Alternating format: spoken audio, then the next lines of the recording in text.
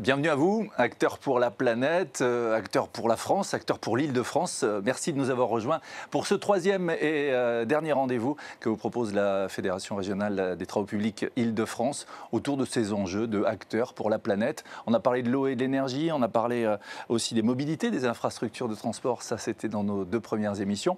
Et gros plan maintenant sur l'acte de construire, avec évidemment en toile de fond tous ces enjeux dont on parlait et dont on parle de plus en plus, hein, les enjeux de transition écologique, énergétique, numérique, comment les acteurs de la profession s'engagent avec des solutions concrètes qui sont apportées. Nos experts sont là, je vous les présente dans quelques secondes. Mais justement, tiens, les entreprises, on va encore plus faire connaissance avec elles, avec ce petit sujet bien intéressant. Elles sont près de 800 à la manœuvre, regardez.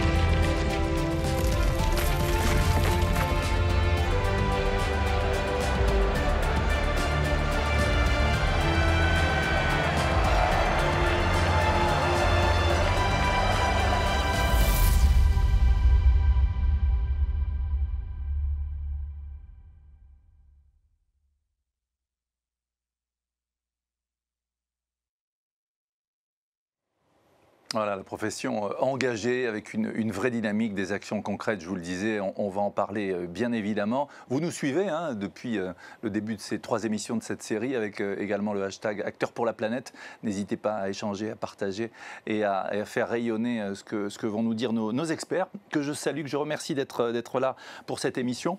Jérémy Bélanger, rédacteur en chef du Moniteur matériel, rédacteur en chef adjoint du Moniteur. Bienvenue. Bonjour. Jérémy, merci d'être avec nous. Décryptage du journaliste expert sur ces problématiques techniques, des enjeux sur lesquels vous travaillez au quotidien.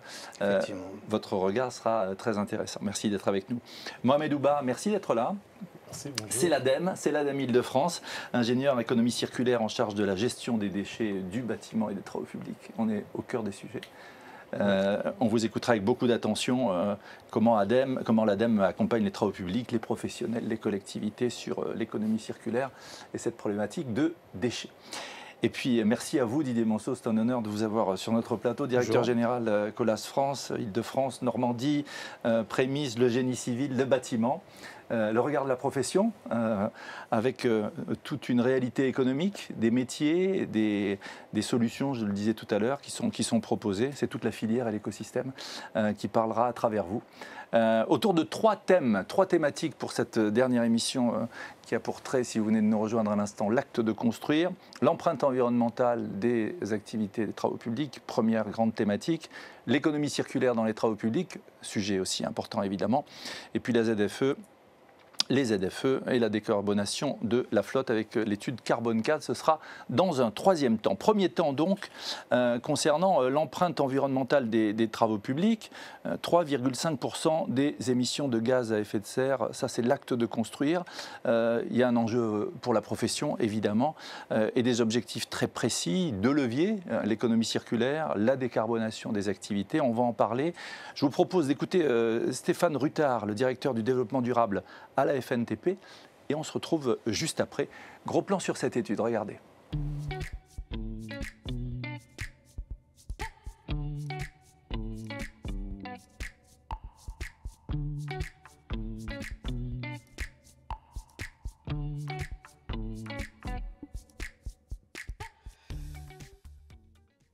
L'objectif de la FNTP, en réalisant cette étude et en la confiant à Carbone 4, c'était d'objectiver les émissions de gaz à effet de serre du secteur des travaux publics, de l'acte de construire. Alors cette étude nous montre sur l'ensemble des scopes, des périmètres d'émissions pour les travaux publics, que les carburants représentent 21% des émissions de gaz à effet de serre et que le contenu en carbone des matériaux utilisés sur les chantiers de travaux publics, eux, représentent 54% des émissions. Ça nous permet de définir des priorités et donc des modalités d'action. Les pistes d'action, elles vont dans le domaine de l'énergie, de l'éco-conduite, à l'utilisation du stop and start ou à la gestion des ralentis, ou à l'utilisation d'énergies alternatives. Sur les matériaux, la possibilité à la fois de mieux recycler les matériaux sur les chantiers et d'utiliser des bétons bas carbone, des enrobés bitumineux moins carbonés et des aciers recyclés. Les usages des infrastructures représentent à peu près 50% des émissions nationales. Et les infrastructures peuvent accompagner la transformation et la décarbonation des comportements et des usages. Par exemple, avec la mobilité électrique, les infrastructures, les routes et les rues peuvent se transformer en utilisant des parkings, des voies dédiées ou des bornes de recharge. Et c'est en facilitant ces transformations que les infrastructures permettront d'atteindre la neutralité carbone en 2050. Cette étude, elle nous permet de définir les postes particulièrement émissifs en matière de carbone et de construire une stratégie, un plan d'action de réduction des émissions de gaz à effet de serre à l'horizon 2030. Alors, trois chiffres à retenir. 3,5%, ce sont les émissions liées à l'acte de construire en 2018 sur les émissions nationales. Moins 40%, c'est l'objectif que se donnent les travaux publics de réduction à l'horizon 2030. Et 7, c'est le nombre de solutions particulièrement décarbonantes que la FNTP propose dans le référentiel bas carbone aux entreprises adhérentes.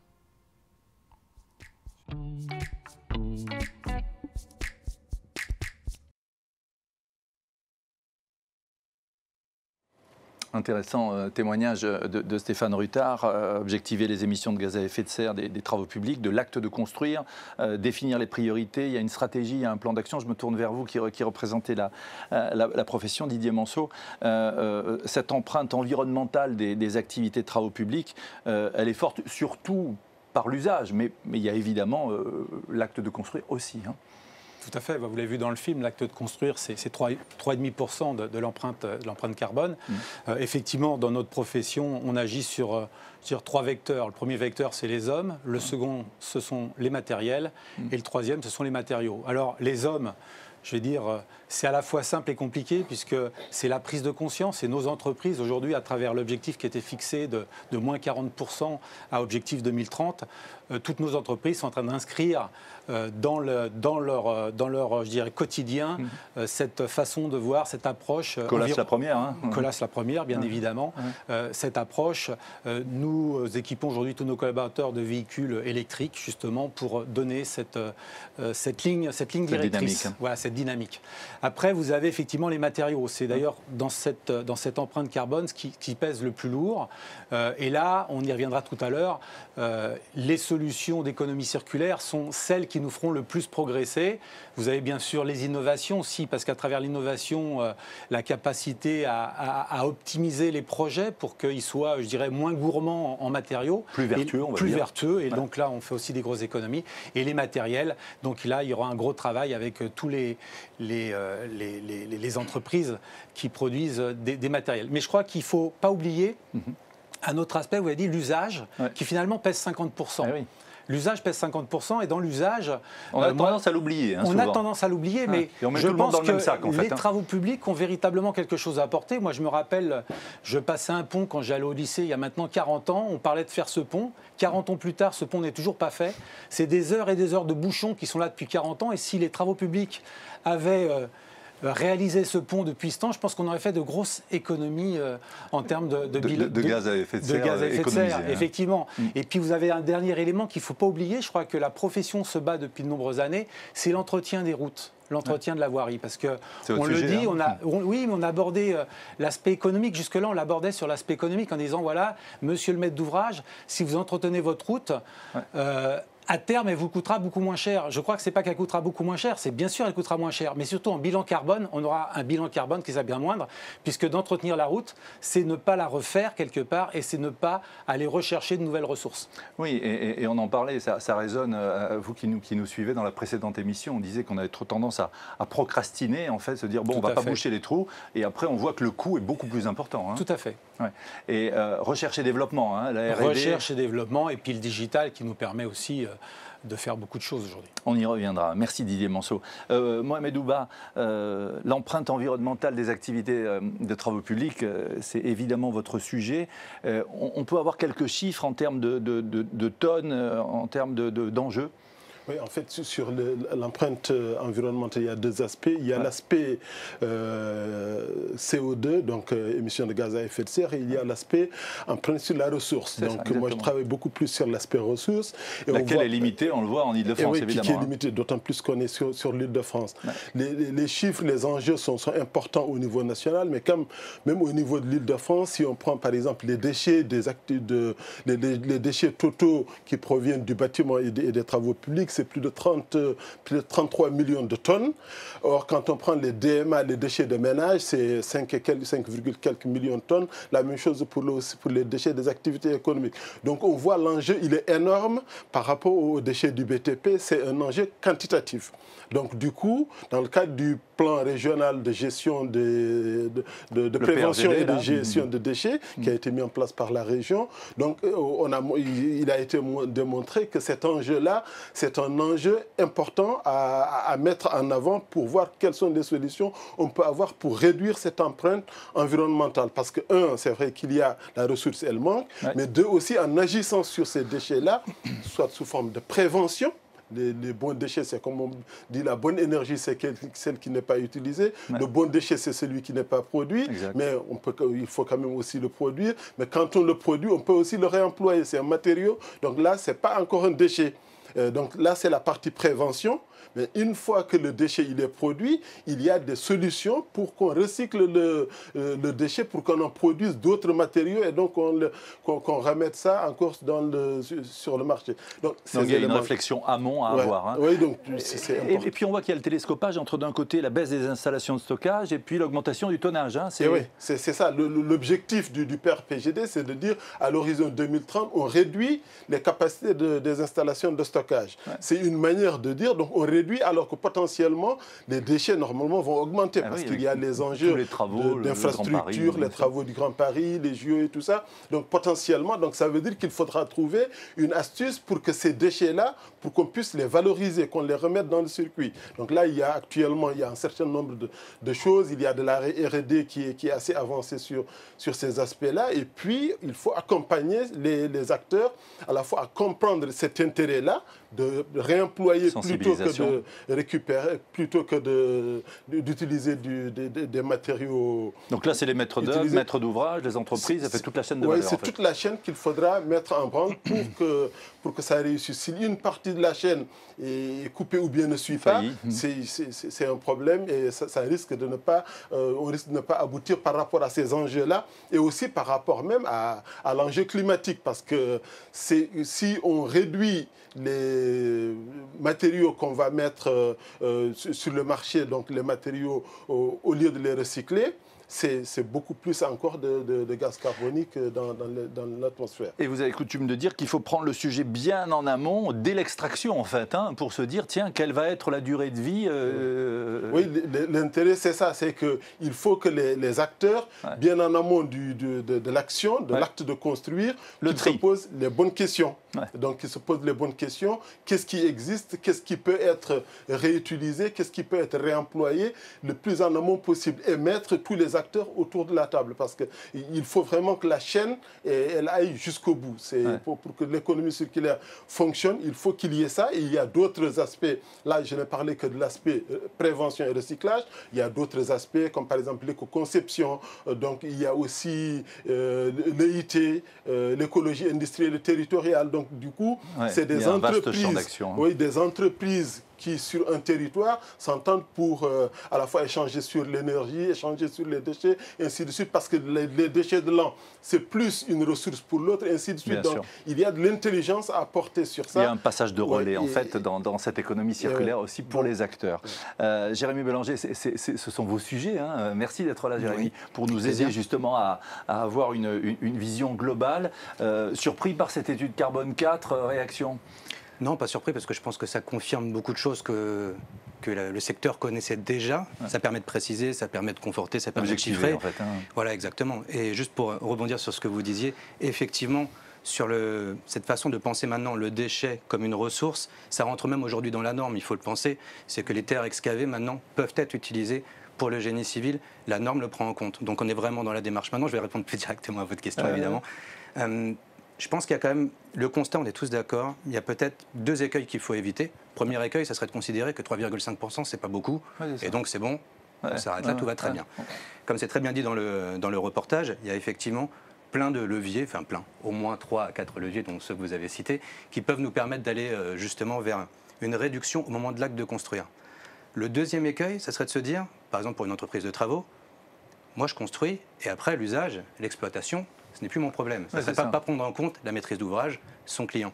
Et justement, je pense que c'est vraiment ça le gros enjeu, et justement les leaders du marché des travaux publics doivent vraiment aller vers ça, c'est d'accompagner le client pour justement prendre en compte ces usages où on retrouve vraiment le gros de l'empreinte environnementale. C'est exactement ce que vous disiez, et ça peut se traduire par des choses comme de la signalisation dynamique, je pense que vous connaissez ça mieux que moi. Ça peut se traduire aussi par des routes justement qui prennent en compte l'énergie avec de la recharge de véhicules par induction, de la recharge de camions par caténaire. Tout est envisageable du plus direct au plus prospectif et c'est vraiment ce sur quoi il faut travailler. Et ça me donne aussi un peu envie de rebondir sur quelque chose que vous évoquiez également, Didier, qui était la dimension contractuelle. Parce qu'en creux, c'est ça qu'on comprend derrière la maintenance. C'est qu'à un moment donné, faites-nous confiance. On va innover. Grâce à nos innovations, on va gagner en performance. Mais la performance, ce n'est pas simplement les nids de poules. La performance, c'est aussi écologique. Et ces fameux contrats de performance, je pense qu'on doit tendre vers ça.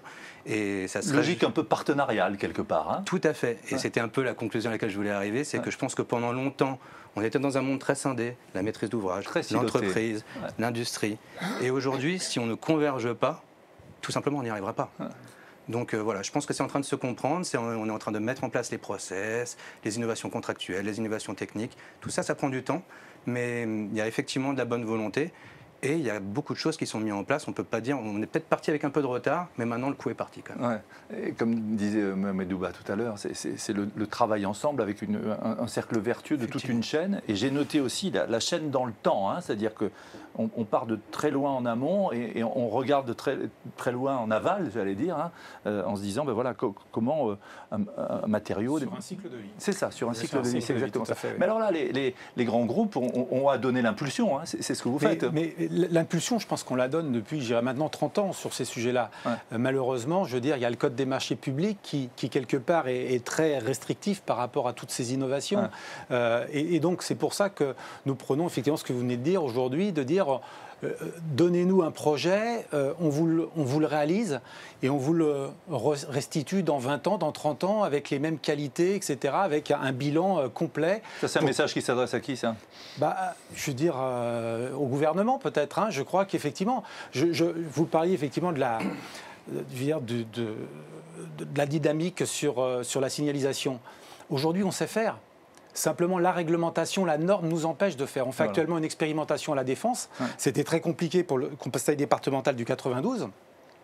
Et aujourd'hui, je passe l'autre jour et je retourne vers mes collaborateurs pour leur dire on ne comprend pas le message. En fait, c'est-à-dire réduisez votre vitesse pour ne pas avoir à vous arrêter au feu et donc pas avoir à redémarrer. Et donc on adapte, on fait une lecture. Et on me dit ouais, mais on nous empêche, la réglementation nous empêche d'écrire sur le panneau. Alors j'aurais dit mettez un panneau de pub juste avant, ça vous aurez le droit. Mais vous voyez, on est énormément freiné sur beaucoup de sujets. Corseté, hein, quelque part. Exactement. Et il faut qu'on se libère de ça. Et je pense que si on donne l'opportunité aux entreprises de pouvoir innover, de mettre toute leur R&D, d'amener le digital dans ces sujets, avec le BIM, avec tout ça, et de s'engager dans la durée, je pense qu'on va faire des grands bonds en avant pour la planète. Voilà. Si je peux compléter aussi, c'est très très concret, parce que là, par exemple, les signalisations auxquelles vous faites référence, je crois que c'était le boulevard circulaire. Tout à fait, le boulevard circulaire. Tout à fait, mais on peut aussi prenons quelque chose de très simple. Un pont, 3 voies. Ça circule dans un sens le matin, ça circule dans un autre le soir. Qu'est-ce qu'on fait? On continue à regarder le bouchon éternellement ou on se dit simplement qu'on peut en dire 2 pour le matin? Bien sûr. Et voilà. Et donc en fait, là j'ai simplifié évidemment à l'extrême, mais à dessein. Voilà, on a vraiment quelque chose de très très très très concret qui s'offre à nous et je pense qu'effectivement il ne faut pas le laisser passer. Ouais. Réaction, Mme Debat. Oui, je suis entièrement d'accord avec ce qui est dit. C'est à la fois un ensemble d'acteurs qui se mettent en place, y compris l'État qui donne l'impulsion, et aussi il y a sûrement des enjeux ou bien des blocages juridiques, assurantiels et tout ça, donc qu'il faut aussi essayer de lever, soit sous la forme d'études pour voir quels sont les blocages et comment les lever. Je pense qu'il y a sur tout l'écosystème de ces acteurs-là, à commencer par l'aspect réglementaire, il faudra voir comment on peut faire pour tendre vers cette neutralité carbone à l'horizon 2050. Je pense que ça vaut pour l'acte de construire, comme ça vaut aussi pour les autres secteurs. L'économie circulaire. Le blocage se lève quand même en partie. Et puis on voit qu'il y a des verrous qui sautent. Hein. Voilà, il y a quand même quelque chose qui est en train de se passer. Bon, si on prend par exemple le plafond des 100 000 € pour les appels d'offres qui permet d'ouvrir l'innovation, si on prend la norme à laquelle je faisais référence sur les déchets, ça serait mentir que de dire qu'il n'y a pas un pas qui est en train de se faire aussi vers le métier. Ouais. Je pense qu'il faut l'encourager. Voilà, les choses bougent. Je trouve parfois que ça ne va pas assez vite. Voilà. Ouais, merci. Mais en tout cas, ça avance. On va regarder un reportage suivant pour la deuxième thématique. Justement, l'économie circulaire dans les travaux publics. C'est vrai qu'on a un cadre réglementaire qui est fort, des enjeux liés à la raréfaction des ressources, on en parlait. Ressources, déchets, même combat. On se retrouve juste après.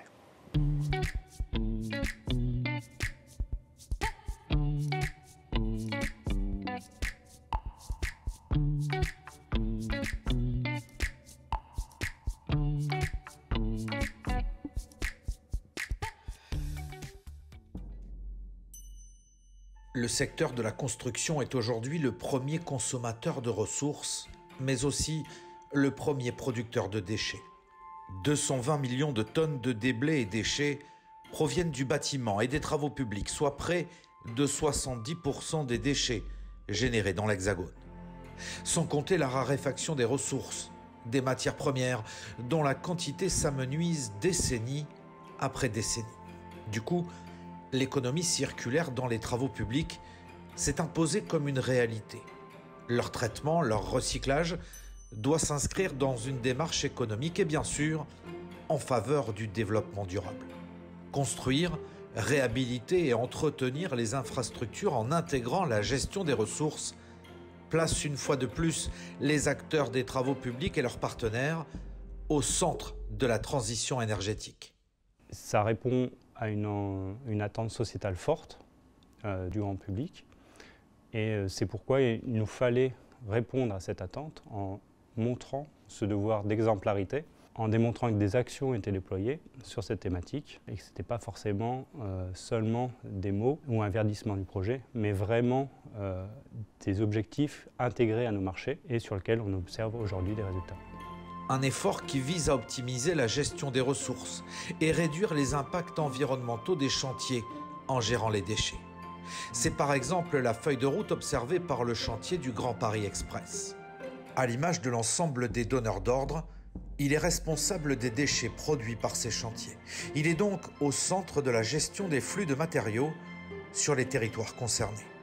Donc ça passe par la recherche de partenaires volontaires dans cette démarche, que ce soit des fournisseurs qui vont mettre à disposition des écomatériaux ou des écoproduits, soit des plateformes qui vont pouvoir traiter nos déchets, que ce soit nos déblais ou les bétons de déconstruction par exemple. Et ensuite, c'est aussi d'être volontaire en incitant les entreprises, les candidats qui vont répondre à nos marchés, en inscrivant des incitations, des objectifs sur cette thématique d'utilisation d'écomatériaux et d'écoproduits.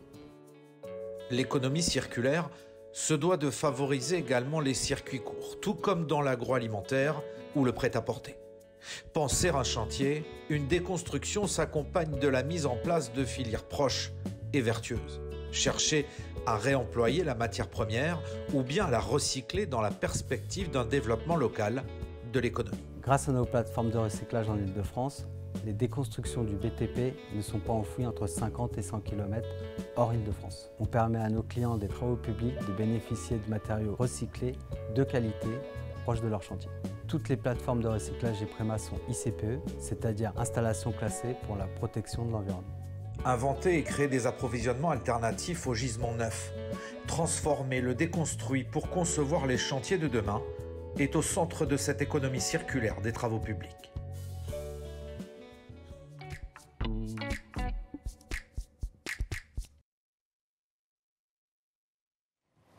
Merci de nous retrouver si vous venez d'arriver. On parle de cet acte de construire, de cette économie circulaire avec nos experts que je remercie d'être avec nous en notre compagnie.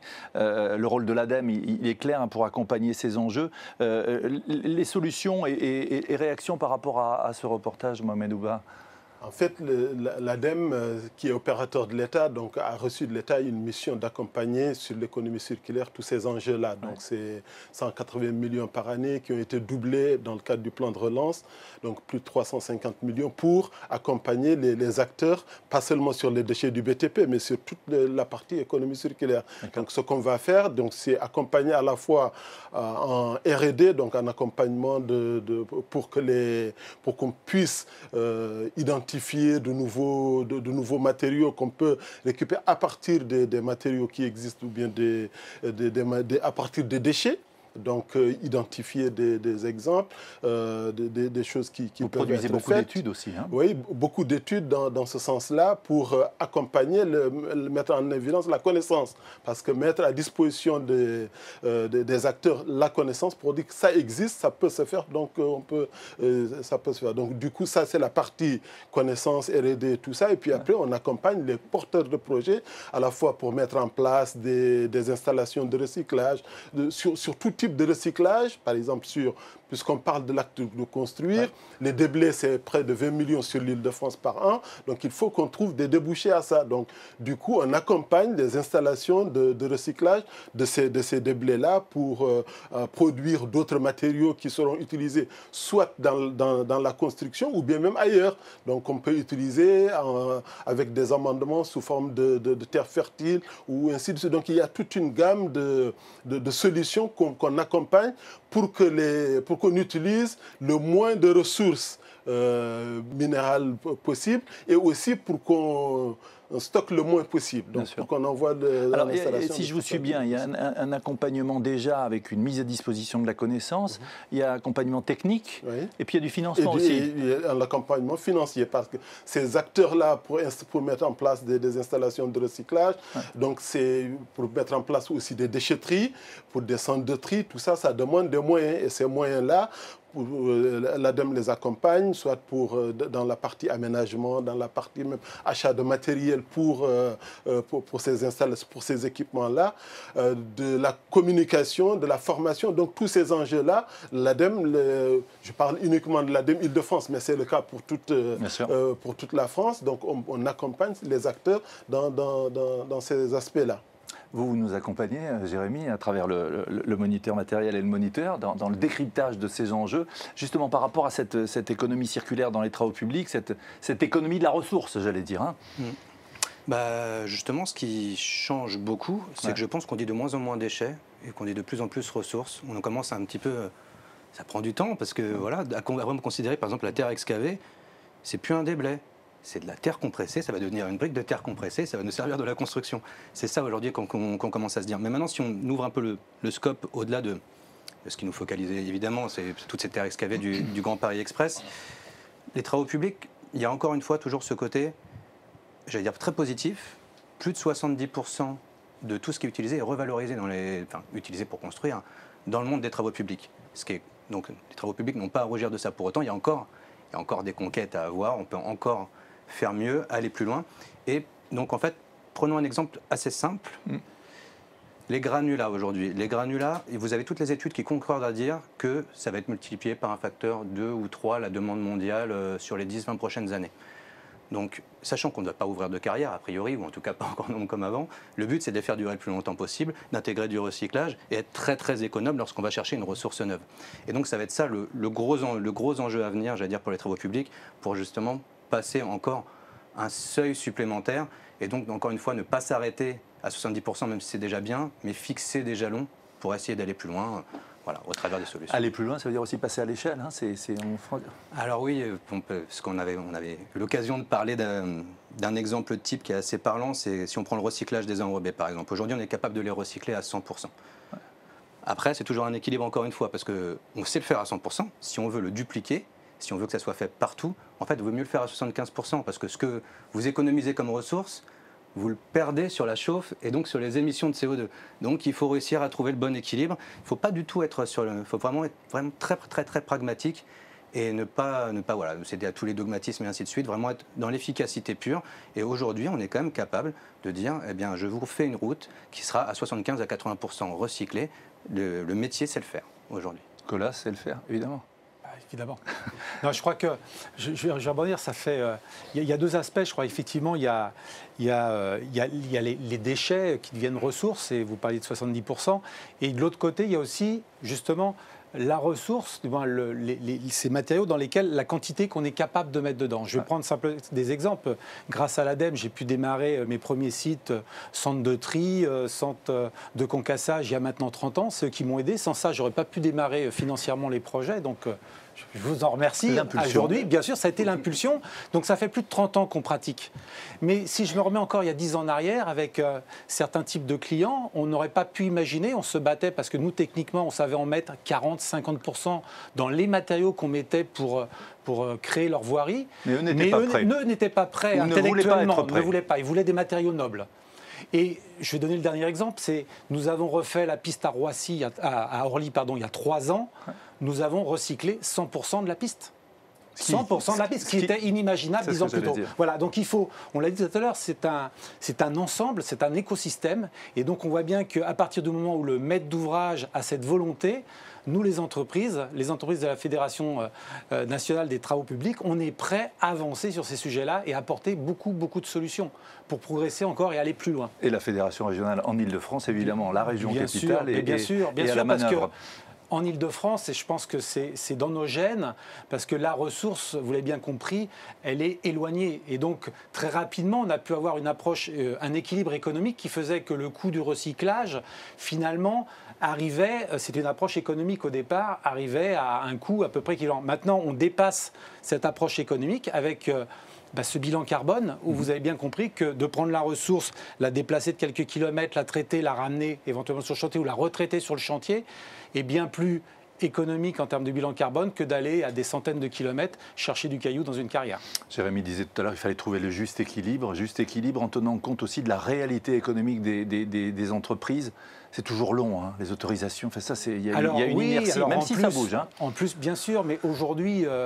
Là aussi, il y a 30 ans, en 3 mois, j'ouvrais une carrière. Aujourd'hui, il me faut peut-être 3 ans si tout va bien, 10 ans si c'est un peu long. Donc, il y a toujours le NIMBY en France. Hein, les gens ne veulent pas ça chez eux. C'est le problème. Ouais. Mais je veux dire, quelque part, et donc il faut qu'on apporte des solutions. Ouais. Et je pense que notre profession est prête à apporter ces solutions. Voilà, la route est tracée en tout cas. Voilà. Et, réaction peut-être Juste pour réagir, c'est que, en fait, j'ai l'impression que aujourd'hui, l'enjeu, c'est de lever l'inertie. Parce que là, en gros, technologiquement, ça fait très longtemps que vous êtes prêts, ça fait très longtemps que vous y travaillez, que vous le financez. Maintenant, aujourd'hui, l'idée, c'est réduisons l'inertie, parce que l'agenda presse, c'est tout simplement. Oui, c'est ça. Et parce qu'il y a une sensibilisation aussi du citoyen et des attentes. Et donc du maître d'ouvrage qui est citoyen en tant que citoyen. Exactement. Un processus d'acculturation qu'il faut... Oui, c'est ça. Il y a une pédagogie, une prise de conscience. Mohamed Ouba ? Nous, on l'appelle plutôt la massification, parce qu'on sait déjà qu'il y a des exemples qui existent. On ne va pas passer... On ne va pas accompagner tous les acteurs, mais à partir du moment où on accompagne un certain nombre d'acteurs, l'idée c'est que ça se démultiplie et qu'il y ait une massification de ces actes-là. C'est ça qui va permettre d'aboutir et d'aller vers de réussir par rapport aux enjeux qui sont énormes sur toute la planète, énormes sur la France, mais plus encore sur l'île de France, en raison de la petitesse de la région. Voilà, et de la grandeur des enjeux, évidemment, avec ce rayonnement de la région capitale. On va voir une petite animation, un motion design avec quelques chiffres, avec des gros enjeux. Et puis, je pense forcément que vous vous y retrouverez. Regardez.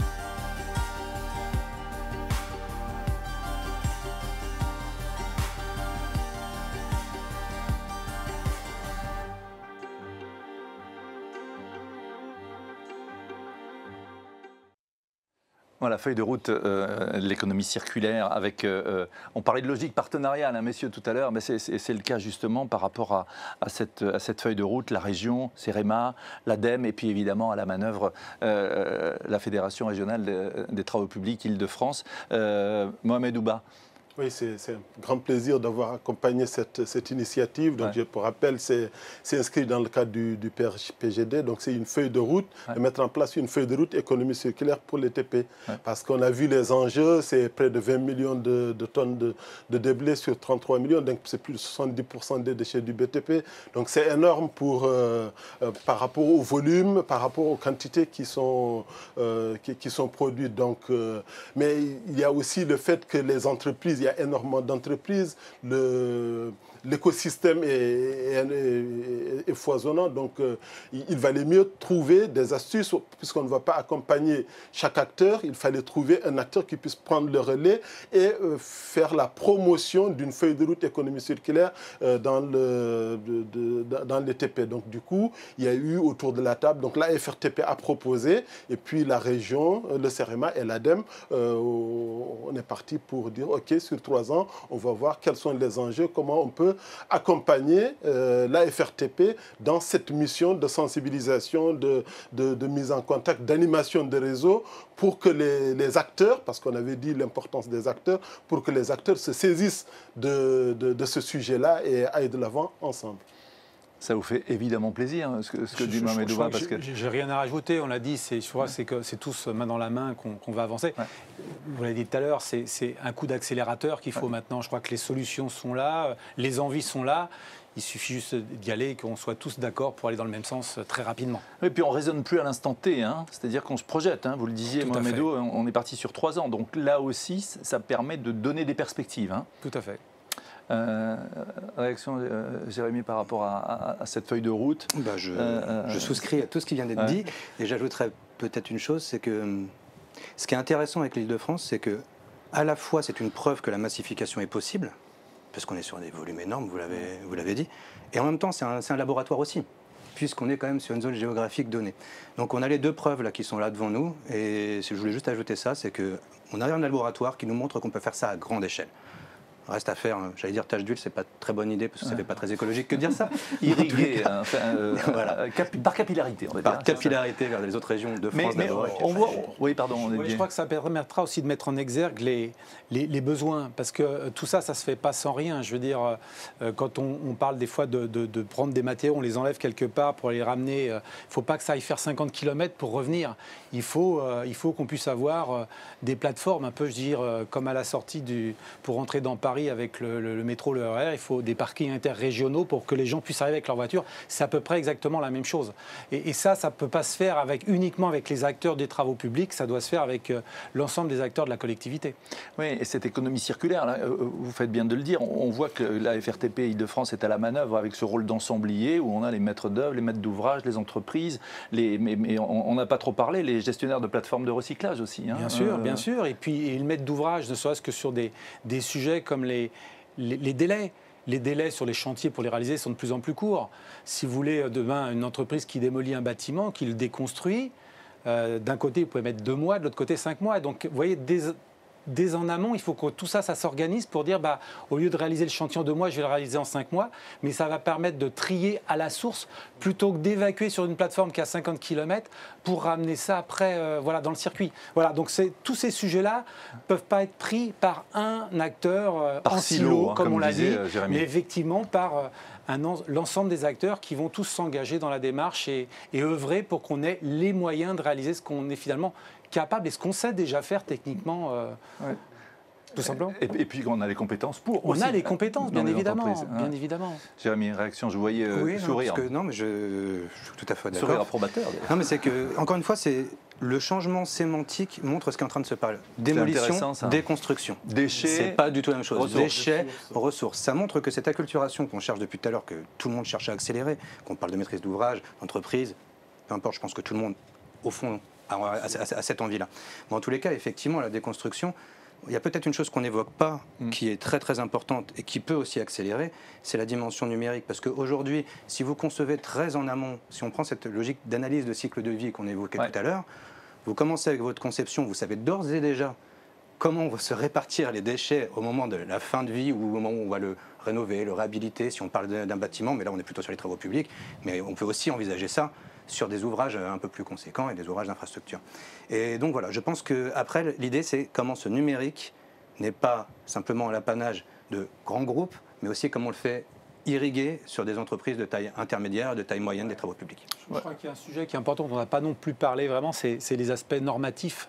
Je pense, je veux dire, pour éclairer mes propos, si aujourd'hui, je vais revenir sur la déconstruction, vous déconstruisez dans un bâtiment, vous avez un permis de construire avec des fenêtres qui font 1 mètre par 1,50 m, vous n'allez jamais trouver la bonne dimension. Si on disait que la fenêtre qui est déposée dans le permis, dessinant le permis, on accorde une tolérance de 20% sur les dimensions, vous trouveriez beaucoup plus facilement le jour où vous allez réaliser les travaux, la fenêtre qui peut venir d'un autre chantier. Voilà. Et sur tous les sujets, c'est exactement la même chose. On parlait tout à l'heure du caillou qui va dans le béton.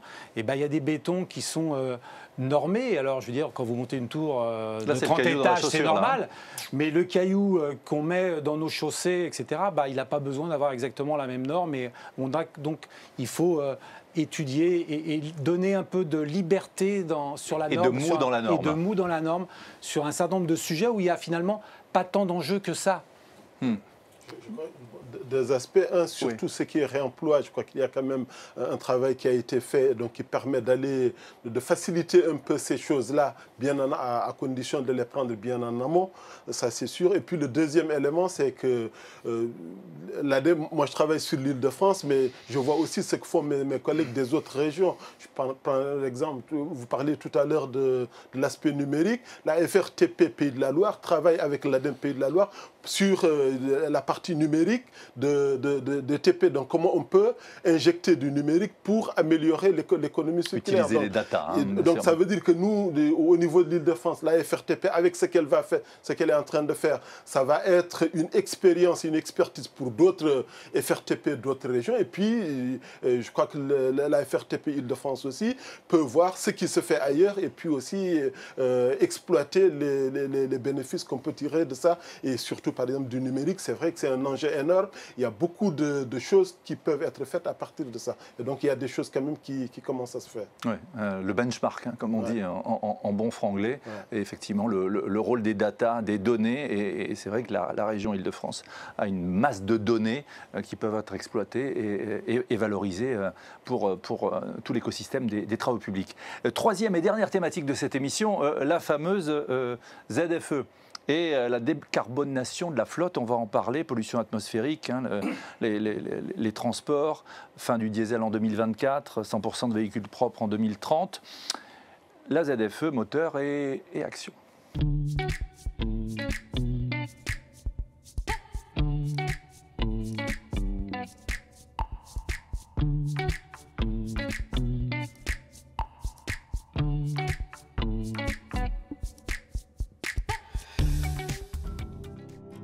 231 villes européennes ont mis en place les ZFE, les zones à faible émission, une réponse à l'urgence climatique et sanitaire, notamment dans les milieux urbains très denses.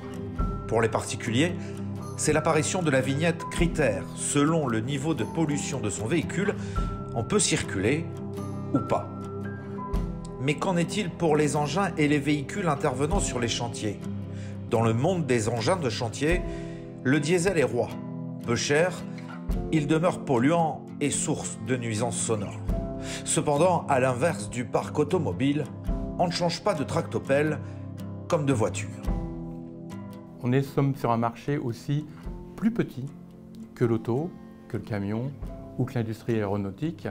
Donc même si on a des moyens importants, on n'a pas les mêmes moyens et on n'a pas le même développement sur du volume que peuvent avoir les autres industries. On vient d'une énergie unique, qui est le gasoil ou l'essence, pour aller sur plusieurs énergies, 4 ou 5 demain. Et la difficulté, ça va être de pouvoir mettre à disposition ces différentes énergies, gérer ces énergies, les mettre à disposition sur les chantiers, et que ça ne devienne pas plus compliqué qu'avant. Le renforcement des règles environnementales oblige à réfléchir à de nouvelles motorisations. Alors, quelle pourrait être la solution pour faire évoluer le parc existant vers des engins à faible émission de CO2 ?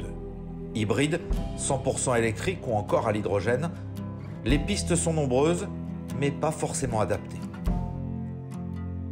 On a une palette très très large de matériel et l'électrique ne pourra pas répondre à tout.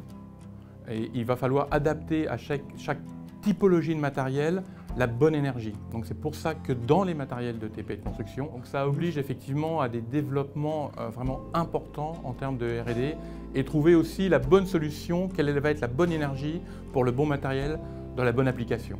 Certains plaident pour la généralisation du rétrofit sur les flottes existantes, c'est-à-dire la possibilité de transformer les véhicules actuels, des poids lourds notamment, qui pourraient alors utiliser des carburants bio à la place du diesel. Ça permettrait aux entreprises, puisqu'il y a un certain nombre de constructeurs le proposent, de passer vers des biocarburants, style Oléo 100 ou B100.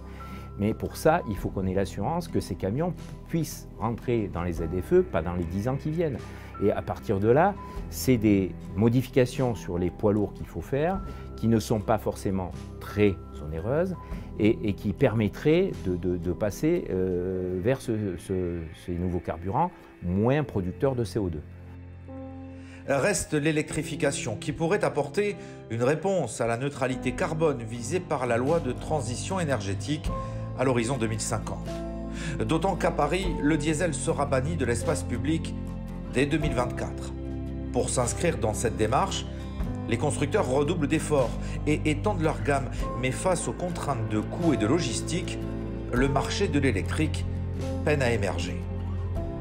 Après, la problématique de ces engins-là, notamment quand on vient travailler en Paris ou aux Petites Couronnes, c'est comment on les recharge-t-on? Parce que si tous les soirs, quand l'engin finit de travailler, il faut le mettre sur un porte-char pour le ramener au dépôt pour le charger, où est le gain en CO2? Entre efficience environnementale, exigences liées aux ZFE et réalité économique des entreprises, les TP, on le voit, doivent relever l'un des plus gros défis de la décennie.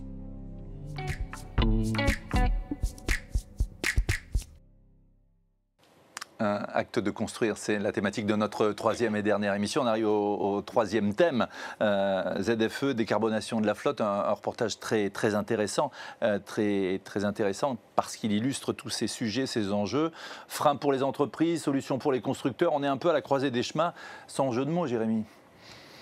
Donc oui, on est un peu à la croisée des chemins. Je vais préciser à toute fin utile, même si je pense que ceux qui nous regardent le savent, ZFE, donc zone à faible émission. Ouais. Donc le concept, c'est pour rentrer dans une ville, il faut que vous ne montriez pas de blanche en termes de... Vignette blanche, j'allais dire. Hein. Voilà, c'est ça.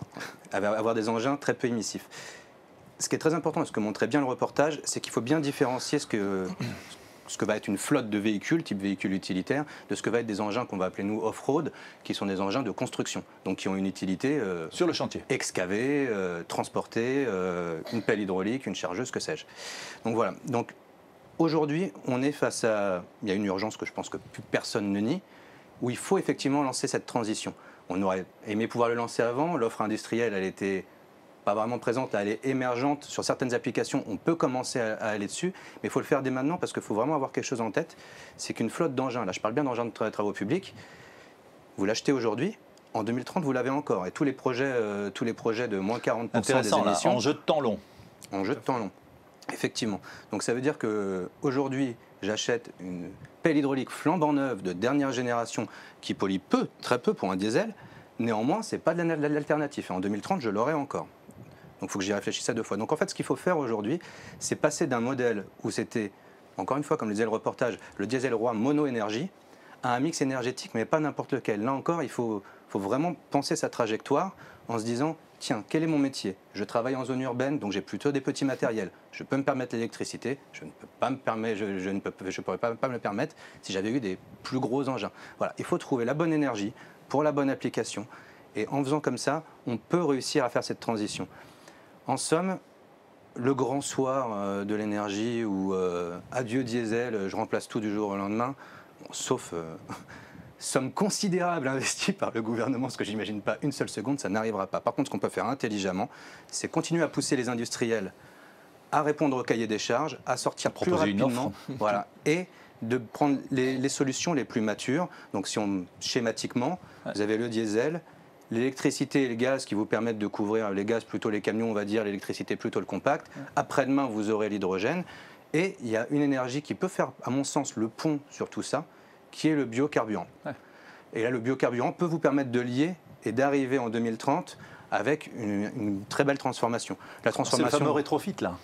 Pas forcément le rétrofit, non, là le rétrofit c'est plutôt de dire vous aviez un véhicule utilitaire thermique, et maintenant demain je vous le transforme en électrique. Ouais. Ça c'est possible, mais comme sur les flottes de véhicules, j'ai tendance à dire que ça va aller quand même beaucoup plus vite, parce que là voilà, on est sur un monde automobile avec des gros volumes, ça va aller à mon sens encore une fois beaucoup plus vite. Mais donc aujourd'hui, on en est là, trouver le bon mix énergétique, ne pas perdre de temps, respecter les équilibres économiques, et on peut arriver dès l'instant aussi où les industriels, c'est-à-dire les constructeurs, suivent et répondent aussi aux attentes, parce que ce n'est qu'en massifiant, comme vous le disiez, tout ce qui était valable pour les déchets, et encore une fois là, si vous ne massifiez pas, le coût sera toujours déraisonnable, ou en tout cas pas possible.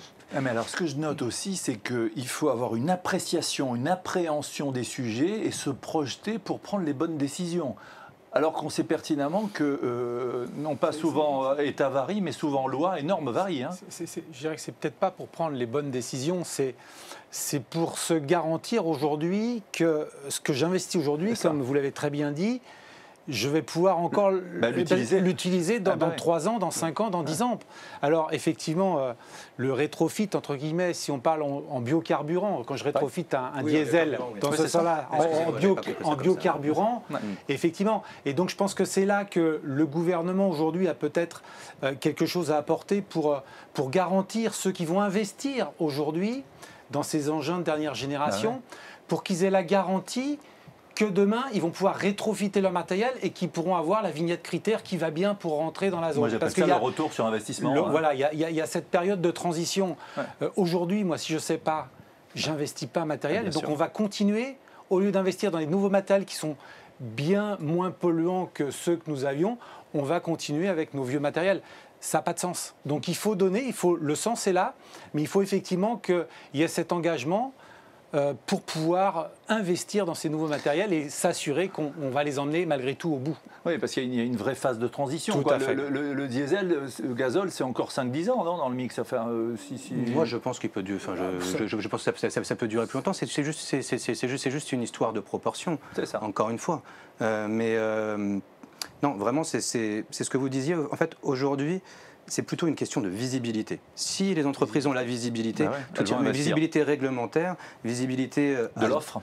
Voilà, visibilité de l'offre. Si vous arrivez à vous projeter sur suffisamment longtemps, si vous savez que la ZFE acceptera les biocarburants, si vous savez aussi, avec les autres industries, par exemple l'industrie automobile, qui ne vont pas se mettre à fond, si vous me passez l'expression, sur le biocarburant, parce que le biocarburant, il y en a largement suffisamment pour couvrir les besoins du secteur des travaux publics. Mais si demain, vous avez l'automobile qui s'y met, et sur un malentendu sur les biocarburants, l'aéronautique s'y met. Ouais, si on ne s'y met pas, nous. Là, il va y avoir peut-être un petit problème d'approvisionnement, voire de prix.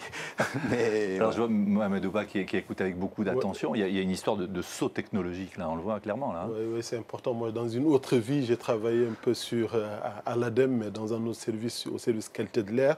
Et je vois que ces enjeux sont importants parce que la France s'est fait condamner par l'Union européenne pour non-respect de la directive sur les oxydes d'azote et sur les particules. Donc c'est pour ça qu'il y a eu aussi la ZFE pour dire qu'on met en place des choses pour essayer de régler ce problème-là, donc ce problème de particules et ce problème de NOx. Donc du coup, tout a été dit parce que les enjeux, c'est avoir une visibilité sur 5-10 ans de ce qui va se passer pour que les acteurs puissent accompagner, puissent vraiment en connaissance de cause, dire voilà comment on peut faire. Si on a une visibilité très claire d'ici 5-10 ans, je pense que les acteurs, les industriels et tout le monde autour de la table pourra vraiment accompagner la mise en place de ça. Par contre, si on continue à tâtonner encore, c'est ça le risque. Donc dans ce cas-là, les entreprises ne pourront pas, je ne suis pas entrepreneur, mais je parle sous le contrôle de M. Manso, vous avez besoin toujours d'avoir une vision sur le moyen ou sur l'interne pour pouvoir engager des investissements. Une histoire de modèle économique, de vie des entreprises. Vous qui promouvez toute une décarbonation globale de l'industrie, on va parler de l'hydrogène, là. Oui, là aussi, encore, l'État, dans le cadre du plan de relance, a mis des moyens énormes pour l'hydrogène. C'est à la fois aussi de la R&D et aussi comment on peut accompagner pas tous les secteurs. Sacré défi technique. Et oui, c'est un sacré défi technique, mais pour lequel on est en train de travailler. Je pense que, puisque les moyens ont été mis, je pense que ça peut quand même assez rapidement, les verrous technologiques peuvent être assez facilement si je peux me permettre, justement, sur l'expérience de l'hydrogène, nous, actuellement, on est en train de monter un projet d'hydrogène, un premier sur le nord de Paris, au-dessus de Roissy. On a eu des subventions qui fait qu'effectivement, une station hydrogène qui coûte près de 6 millions d'euros nous revient beaucoup moins cher. Mais une fois qu'on a payé cette station, derrière, il faut rétrofiter aujourd'hui les camions. Et un camion à l'hydrogène coûte 3 fois le prix d'un camion, gasoil. Mais le sujet, c'est qu'aujourd'hui, j'ai découvert à cette occasion-là, c'est qu'on avait le droit de rétrofiter que des camions qui avaient plus de 5 ans. Et ça, on revient une fois de plus sur la norme, aux normes. Et je trouve ça personnellement dommage, parce qu'on va aller remettre un rétrofit qui coûte énormément cher, très coûteux, dans un camion qui a déjà 5 ans d'âge. Et on ne parle pas de olé au 100 dans la ZFE, là aussi. Ça, c'est le même combat. C'est même combat. Mais voilà, donc là aussi, il faut qu'on avance. Bon, je pense que c'est le début, on s'engage. Voilà, il faut vraiment qu'un constructeur, pour faire homologuer son camion, il y a tellement peu, on revient sur la massification, il y a tellement peu de volume aujourd'hui que ça coûte beaucoup trop cher pour homologuer les premiers camions. Mais je pense que là aussi, les constructeurs, avec le fait que ça avance et ça pousse tellement que vont s'y mettre et vont nous proposer très rapidement des camions directement équipés pour l'hydrogène. C'est l'offre dont on parlait tout à l'heure. Voilà. Donc, si je résume, c'est bien cette phase transitoire qu'il est nécessaire d'avoir pour la profession. Pour la profession, tout à fait. Voilà. C'est essentiel. Ce sera l'occasion pour la bonne réussite et qu'on atteigne les objectifs qu'on s'est fixés. Ensemble. Sans faire du surplace. Sans faire du surplace. Parce que l'hydrogène, c'est effectivement après-demain. Il y a des normes qui bloquent, il y a des normes qui engagent, comme par exemple si on prend toutes les normes qui se sont succédées sur le thermique pour arriver aujourd'hui à un traitement des NOx, des particules fines très poussé sur les engins thermiques d'aujourd'hui. Les normes aujourd'hui, même s'ils ont fait mal quand il a fallu les mettre en place, aujourd'hui on ne peut que s'en féliciter. Donc ce que je veux dire, c'est qu'effectivement il y a une trajectoire. Il ne faut pas laisser croire une seule seconde que les travaux publics ne sont pas ambitieux, parce que moi, pour les suivre au quotidien, je vois qu'ils sont ambitieux. On en a la preuve. Oui, ils sont bien accompagnés. Tous les acteurs, je ne parle pas forcément des entreprises, ça peut être des industriels, ça peut être tous les organismes qui sont associés, tout l'écosystème, de les accompagner, et les maîtres d'ouvrage. Et néanmoins, ça ne sera pas comme ça que ça va se faire, mais à 2030, il est possible d'y être. Voilà. Au premier jalon, parce qu'après c'est 2050 et là c'est la neutralité. On se retrouvera. Autre chose. On aura le temps de faire 2 émissions. Ouais, on se retrouvera avant et on se retrouvera pas plus tard que le 17 novembre pour l'Assemblée Générale de la Fédération Régionale des Travaux Publics en Ile-de-France. Merci beaucoup à vous, Jérémy Bélanger, Mohamed Ouba et Didier Manceau. C'était passionnant. C'est la fin de cette émission et par là même la fin de cette série de 3 émissions. Il y en aura d'autres. Vous allez pouvoir retrouver sur la chaîne YouTube de la Fédération évidemment tous les reportages qui étaient passionnants et qui ont été proposés, ainsi que ces émissions que vous pouvez suivre évidemment en replay. Acteurs pour la planète, le hashtag aussi pour partager, pour échanger et puis pour insuffler cette dynamique qu'on a vécue dans ces émissions. N'hésitez pas. Je remercie l'agence Icari avec François Bales et toutes les équipes, Juliette Carrasco-Graff, Pierre-Yves Rollin, sous la houlette de Olivier Garrigue et toutes les équipes de la FRTP, et puis Pablo, et puis Tonio, et puis Mathias, et puis Marie, et puis vous qui nous avez suivis. Merci encore. Merci messieurs.